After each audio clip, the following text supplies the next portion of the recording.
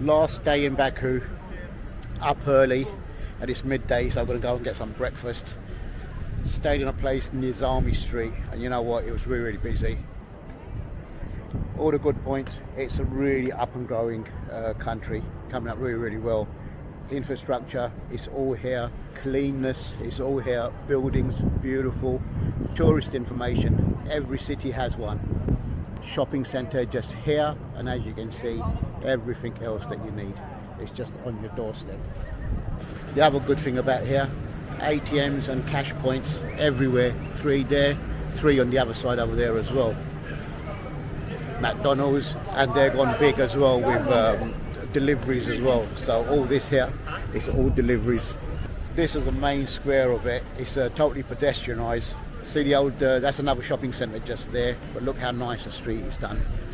It just comes all the way around here. There you go, scooters, deliveries, absolutely everywhere. This is the main heart of it, which is a fountain square. That's just in there, a fountain. The other thing here, every square has fountains, and not just little fountains, really nice. A lot of water is being wasted here, but they are making the whole place look really, really nice.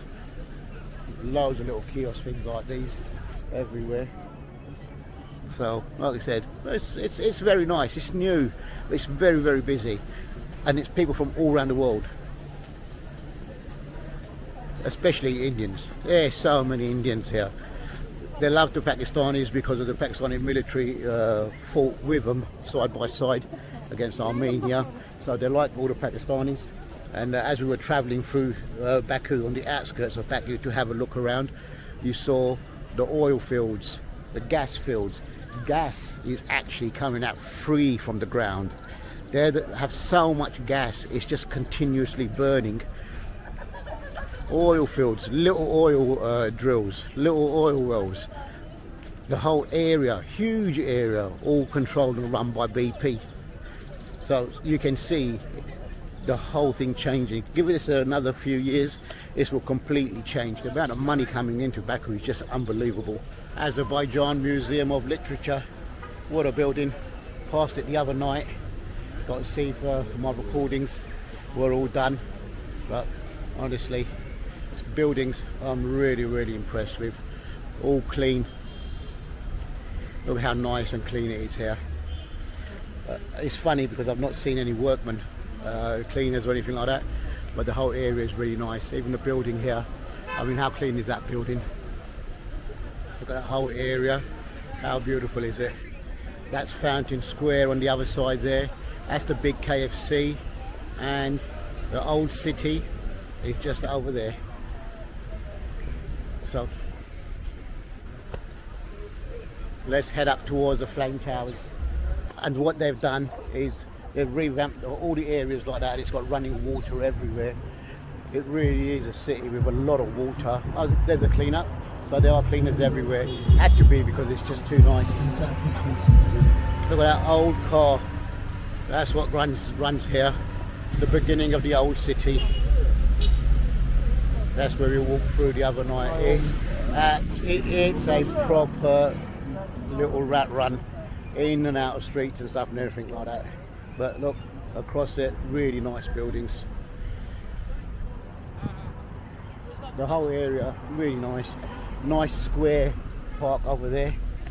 And then another one over this side. You can make out the fountain in the middle there as well. They have fountains absolutely everywhere. See what I mean about the fountain? Really well looked after, real nice, clean, making it look like an old rocks, old bricks, but all brand spanking new, done up very, very nice. The whole area, like we said, and you know what, the pavement, honestly, smooth, really, really smooth. Don't even feel the difference between the tiles, so it's done up very nice. Whole area, beautiful architecture, but dominated by the old city. Look at that. Amazing, amazing architecture, amazing history. How it has actually grown And if you have a look at this building here, the old style thingy, they're very proud of the Azerbaijani history. And why wouldn't you be? This is a great city. And like I said, a proper mix, a real mix of people. They come across a bit, not rude I should say, a bit standoffish. But if you actually stand and talk to them, they're all right. They're not too bad. It's just the initial persona they give, you know. And I suppose that comes from the old Russian persona, the Russian makeup. If you ever know Russian or Eastern Europeans, they're very standoffish initially, but once you know them, once you become talking to them, they really are good people. And they're the same here. Exactly the same here. But here, it's like I said, it's strange. It's a real mix. That's what I can't get around people. I've been lucky enough to travel a few, and you can always notice where people come from, that they have a certain distinctive look about them. But here, it's a proper combination. It's like Persian, Iranians, Russian, Turks. This real mix. I just can't put my finger on it. But it'd be good to do a DNA testing of people here to see what it's like, because I tell you something, there'll be some wonderful mixes.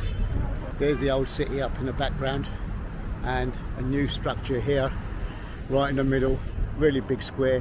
And if you follow it, this is where I was the other night, and if you follow it down there, that'll take you onto the harbour area, so not too far from all locations.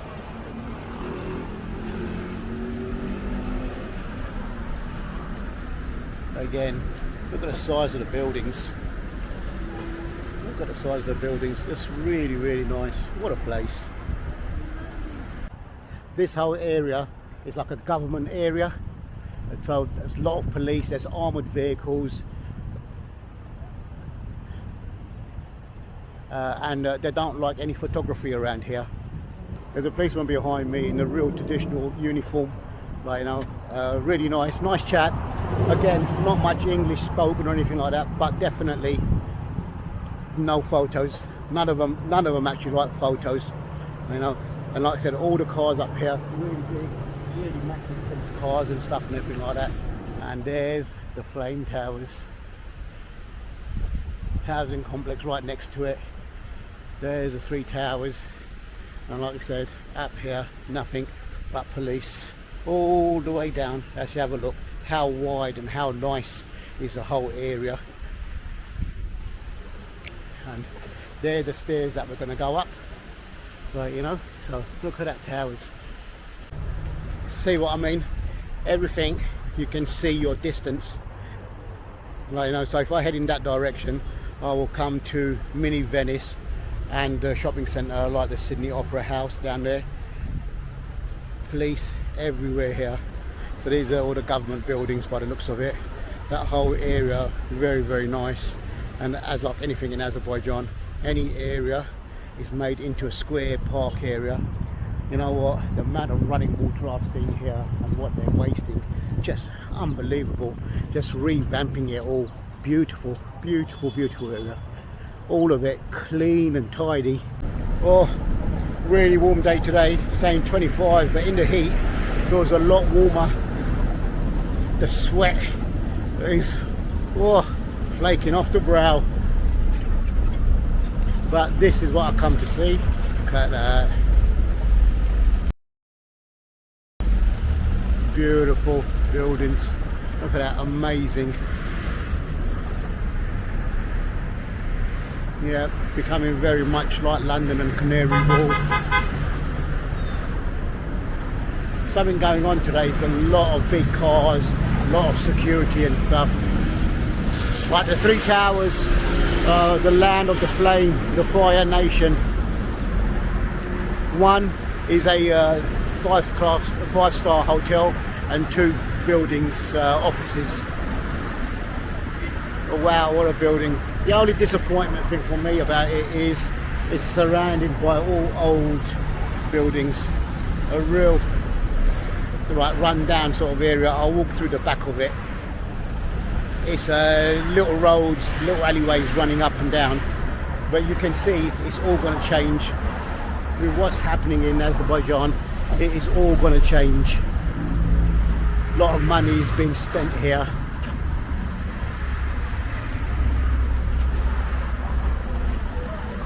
But how much old building are they going to knock down? How are they going to rehouse all these people? That's the question. But hey, progression, that is progression. And as I said, police absolutely everywhere, every street corner. We're very shy about taking photos. None of the police officers, even the ones with the traditional outfits, they don't want their photos taken. The base of the 3 flame towers. Number 1, office building. Number 2, I think, is a hotel. And number 3, what an impressive building. Look at that. Really, really nice. Whole area done up absolutely beautiful. New, clean, and like I said, all government buildings all round. If you walk round to the other side and have a look, we have the mosques there. The Valley of the Martyrs Mosque. A lot of history all around here, and look at it, really, really nice. And again, as I say, you're never far from a waterfall, little fountain. It's 25 degrees, it's really, really warm, but there's still a breeze. We're right by the water, you can make out the harbour area in the distance. But look how well it's made. And again, as I was saying, police absolutely everywhere. They control everything.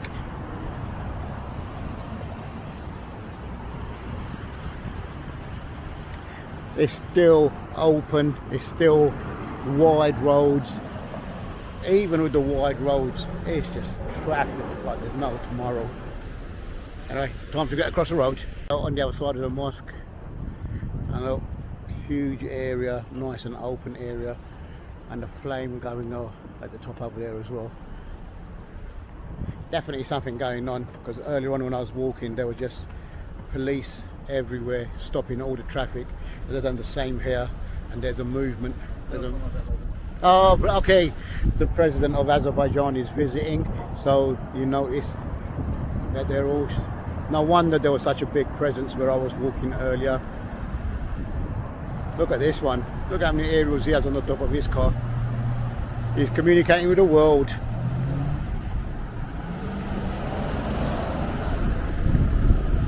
That's one of the, that's the car that I was walking past earlier.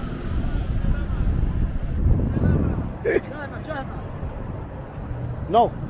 Oh no, okay. Told off, no pictures.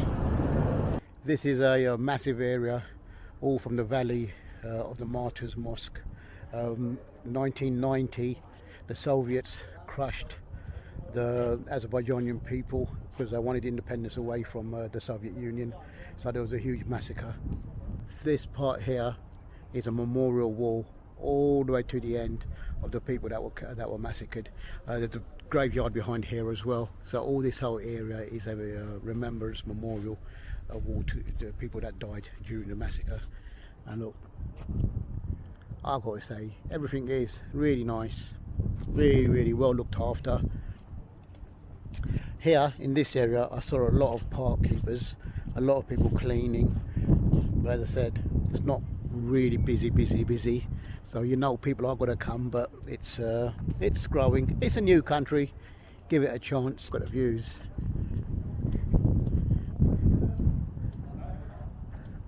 You can see modernisation going on.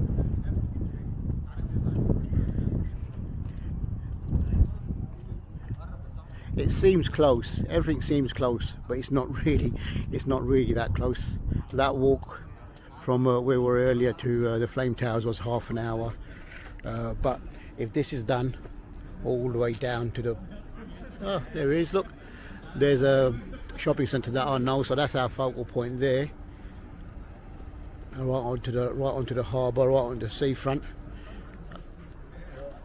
Baku Eye, but look at the amount of traffic, and that's just because the president was moving. The president is here, so they've just closed off every single road.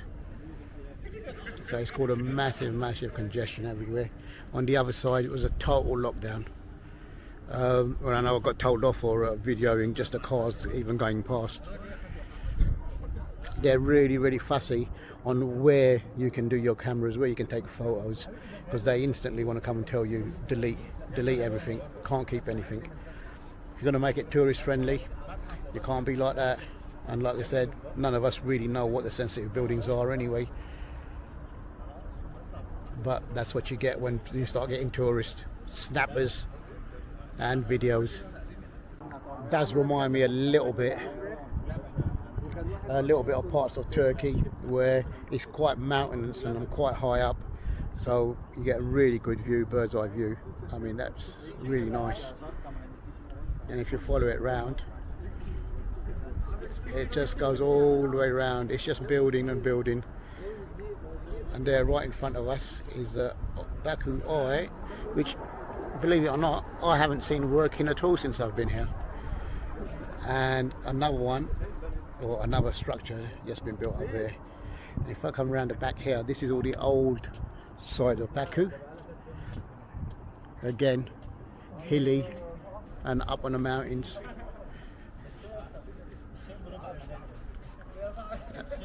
This was a structure that was there. That's right, dominates this whole area. Really nice. And then there you have the flame towers. As I said, it's walking distance, but it's a fair walk. It's not a 10-minute walk. See how long it takes me to get down. Railway network for Baku.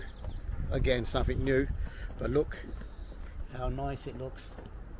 Really nicely made. And wherever you go, the flame towers dominating. Found my way down. Well, down partly anyway. Still quite a fair bit of distance to go to the harbour area, but as I said, everything is close by to everything. Well, I won't say close by, but it's walkable. So let's get walking, or shall we say, let's get roaming. Another viewing platform, not far from where I was, but just on the other side. Absolutely peaceful here, calm, right on top of the mountain. Very breezy. Very warm, very breezy, but as you can hear, nice and quiet, no sound of the traffic. I'm trying to make my way somewhere down there. Don't know how I'm going to get there, but somewhere down there. At least the traffic is moving from what I can see up here now, and we'll see how to get down there. As I come round to here, and from here, which is still on the same platform, look at that. My apartment is somewhere there, so another last sort of walk before we sit down. And there, look, this be an amazing view in the evening when the light show goes on for the towers. This is the tram that actually takes you to the top of where we were and all the way down. It wasn't that bad of a walk, but it's a lot of steps, so they've done it up specially. Fairmount symbol there, so takes you to the top near the flame towers. Very nice. Walking through the old city, one of the most prominent buildings. Little doorway to go in, and look at that. How old is that? And like I say, everything here done old with modern and new, and everything's dominated by the flame towers. There you go, look, old city, part of the old city.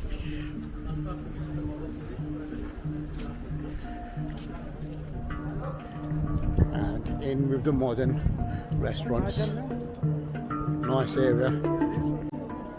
There we go, old city being preserved.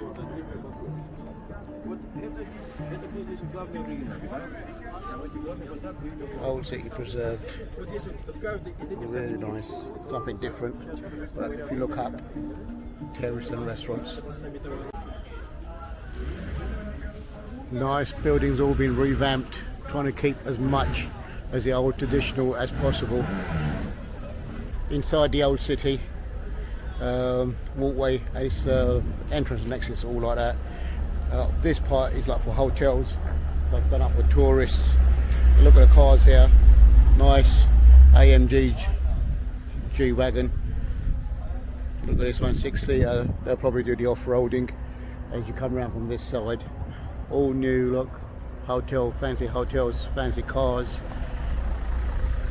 You come around here, got the old city on that side. And back in to explore from there, from where I came. All around here, set up for tourist restaurants on the outskirts of the city. And as I said to you before, the traffic just does not move. Hasn't moved here for ages because the president was here. And look at this. I mean, really nice city to explore. That's nice. You can see it's getting really nice. They're getting built up, and you can actually see in the city the new cars, out of the city the old Russian cars. That was really funny. This place is absolutely huge. It's just roads leading off everywhere. And then, like I said, it is done up really nice. You can see it's new because the stones are actually all in their places. Whereas you walk around a lot of the other cities and everything everywhere, you've got chips and breaks and stuff like that, but you don't tend to have that here. I don't know if you can make out at the bottom right, the far end is the harbour area. You can actually see the sea. So like I said, the situation and the location that it's on is really nice.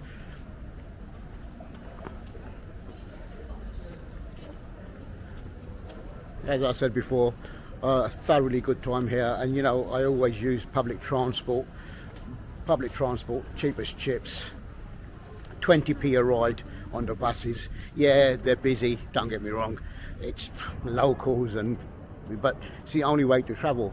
The tourism is growing here. If they can get the language issue sorted, I think this is going to be absolutely huge. And look, lovely. Really nice places, beautiful places, and fat cats, proper fat cat here. This place is made, like I said, for tourists. It is a lot more expensive than the other side. You know what it's like when you've got credit card signs everywhere. So, time to head in. Wasn't really that expensive, but you know what? The tea was a mega letdown. Time to leave Baku airport. Been a really busy trip at Azerbaijan, and you know what, yeah, love to come back. A lot to see, lot to do. Not easy because it was really busy, but good to get around, easy to get around.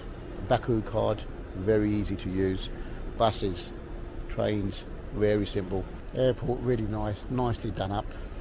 Look at it, very clean, busy. And the best bit, the actual wooden pods. Where are they? On the first floor for the businesses. Really nice. The whole thing is like a wooden setup.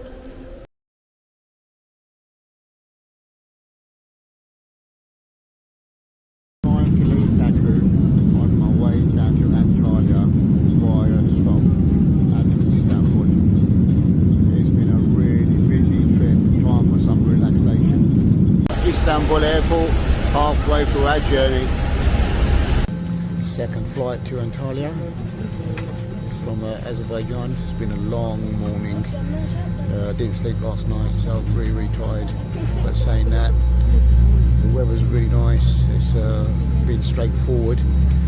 Planes have been a bit uncomfortable, but that's just lack of sleep, I reckon. Overall, the journey hasn't been too bad. Safe so far, as long as I land safe in Antalya. It's not too bad. It was a 2.5 hour layover as well, which didn't really feel like anything.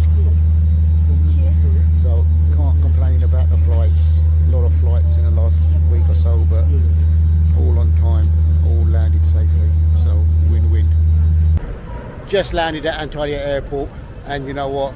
Steaming as always, as what I remember. And it's busy, proper busy. Load of work going on, expansion project, absolutely huge. Look, all the way across, really lot of building work going on. It's going to be a huge airport, but you know what, it's really busy. At least I've made it. It was a mad journey. I've been traveling since 12 o'clock midnight from Baku to Istanbul to here, waiting for the luggage. It's been an absolute nightmare, but you know what, I finally made it. Last week I've been in Antalya. I can't wait to relax and first of all get some sleep and a cup